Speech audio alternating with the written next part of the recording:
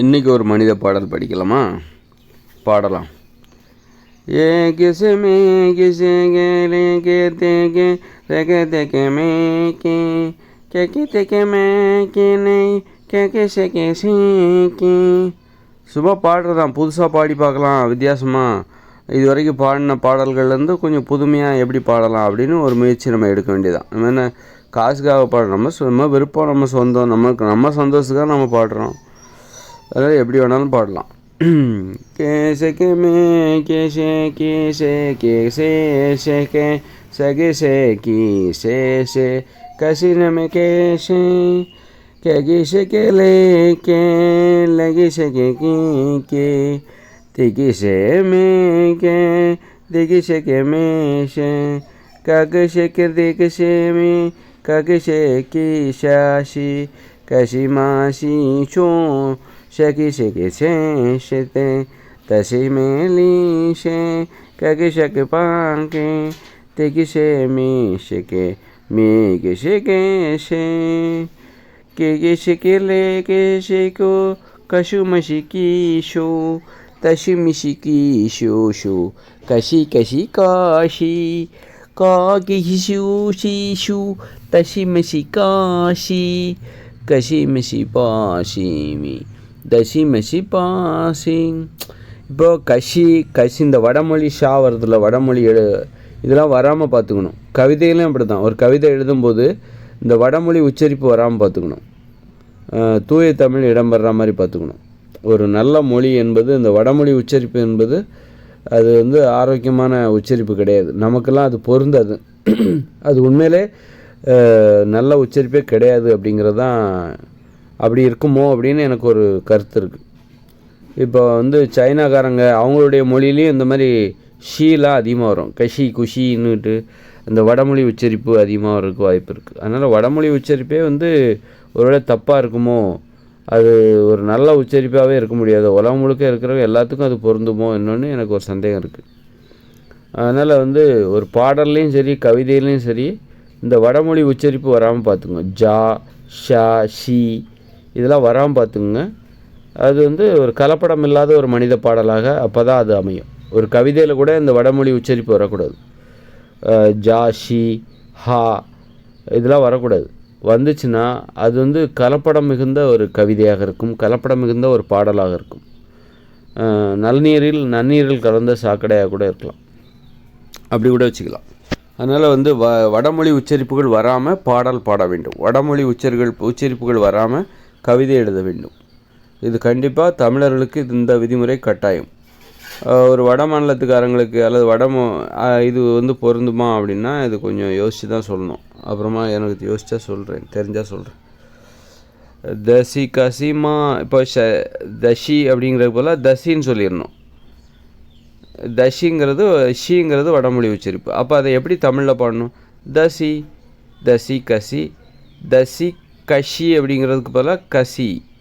தசி கசி மாசி C Sasi மசி Kashi C Sasi மாசி so so தசி தசி தாசி C Sasi Kosi ஹா.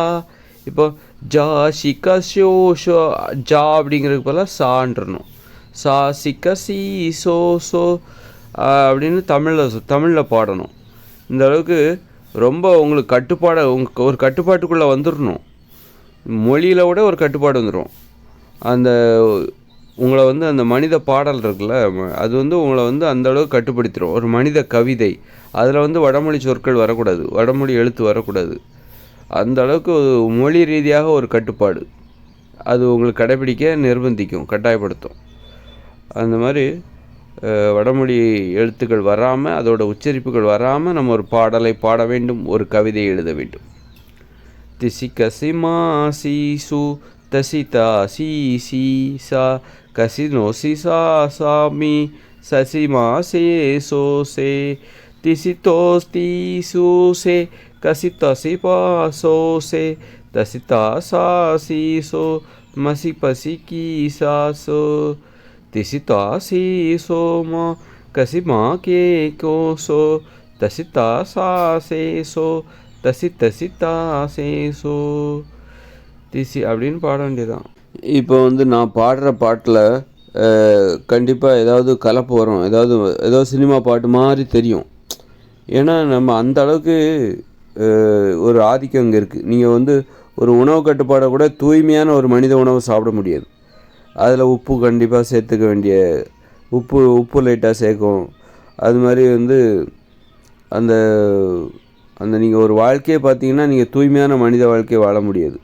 இதில் வந்து கலப்படம் நிறைய இருக்குது. பொய்களும் போலிகளும் கலப்படம் என்பது இருக்க தான் செய்யுது. அது மாதிரி பாடல்களையும் வருவதற்கு வாய்ப்பு இருக்குது. பாடல் அப்போ ஒரு கதை சொன்னால் கூட இது ஏதோ ஒரு கதை மாதிரி இருக்குது, சினிமா மாதிரி இருக்குது அப்படி கூட சொல்ல தோணும். அதனால் கலப்பு வர்றதுக்கு காரணம் இந்த உலகமே இந்த இயந்திர அறிவியல் உலகம் அந்தளவுக்கு நம்மை பாதிக்குது. அது நமக்கு ஒரு பாதிப்பை ஏற்படுத்துகிறது. அதுலேருந்து தப்பி நம்ம புதுசாக ஒரு பாட்டு பாடணும், இந்த உலகத்தோட பாதிப்பே இல்லாமல் ஒரு பாட்டு பாடணும் அப்படின்னா அது கொஞ்சம் கஷ்டமான விஷயம், ரொம்ப கஷ்டமான விஷயம். இந்த இயந்திர அறிவியல் உலகம் இருக்கிற வரைக்கும் இந்த பாதிப்பு இருக்கும். இப்போ நம்ம வந்து ஒரு இயற்கையான ஒரு வாழ்க்கை வாழ முடியுமா? இயற்கையான வாழ்க்கைங்கிறது என்னது? காடுகளில் குடிசையில் வாழ்கிறது தான் இயற்கையான வாழ்க்கை. அப்போ அந்த வாழ்க்கையை நம்மளால் இப்போ வாழ முடியுமா? முடியாதுல்ல. இப்போது நான் காங்கிரீட் கட்டடத்தில் தான் உட்காந்து பேசிகிட்டு இருக்கேன். தலைக்கு மேலே மின்விசிறி ஓடுது, முன்னாடி டிவி இருக்குது.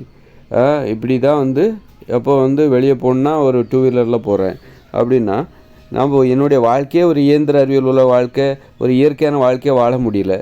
அப்புறம் நான் சாப்பிட்றேன் காய்கறி பொரியல் தான் சாப்பிட்றேன், அதில் கொஞ்சம்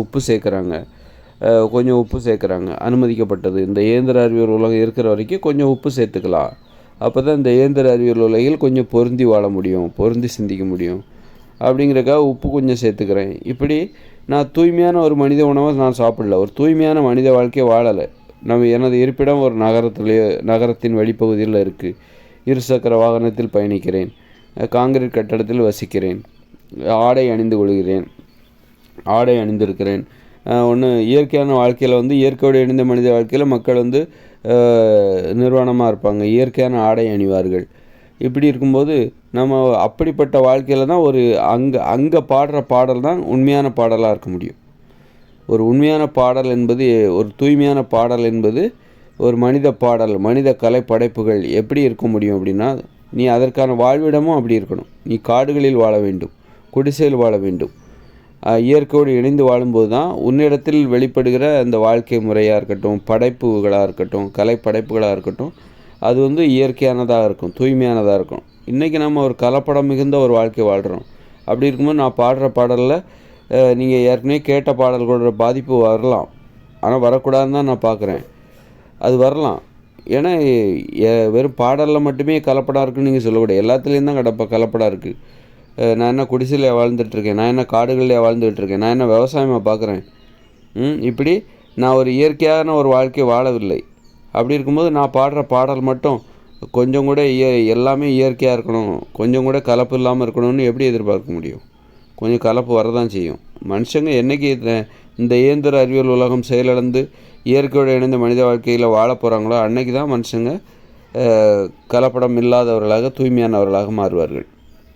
இப்போ அடிமைத்தனம்னு சொல்கிறேன், அது கூடாதுன்னு சொல்கிறேன். தொழிலில் அடிமைத்தனம் என்பது கூடாதுன்னு சொல்கிறேன். ஆனால் அந்த தொழிலில் வந்து நான் யாருக்கும் அடிமையாக தான் இருந்து தான் என் பொழப்பை பார்க்க வேண்டியிருக்கு. நானும் சில பேரை வேலை வாங்க வேண்டியிருக்கு. அது செயற்கையானது, அது இயற்கைக்கு முரணானது தான். இயற்கையோடு இணைந்த மனித வாழ்க்கையில் அப்படி ஒரு நடைமுறை கிடையாது. ஆனால் இந்த இயந்திர அறிவியல் உலகில் நாம் அந்த நடைமுறைக்கு உட்பட்டு தான் வாழ வேண்டியிருக்கு.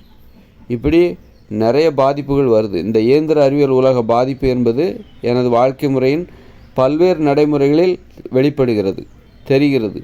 அப்படி இருக்கும்போது நான் பாட்டு மட்டும் தூய்மையான பாட்டு தான் நான் படிக்கணும், இது லைட்டாக சினிமா பாட்டோட பாதிப்பு இருக்குது அப்படின்னு நீங்கள் குறை சொன்னீங்கன்னா அந்த குறையை நான் ஏற்றுக்கொண்டு அது குறித்து ஆராய்ச்சி செய்யும் பொழுது அந்த குறையில் அந்த குறை வந்து குறையே கிடையாது. அதுக்கு நான் மட்டுமே பொறுப்பு கிடையாது. நான் வாழ்ந்திருக்கிற இந்த சூழ்நிலை, இந்த இயந்திர அறிவியல் உலகம், அதோட பாதிப்பு தான் அது என நாம் அதை சொல்லலாம்.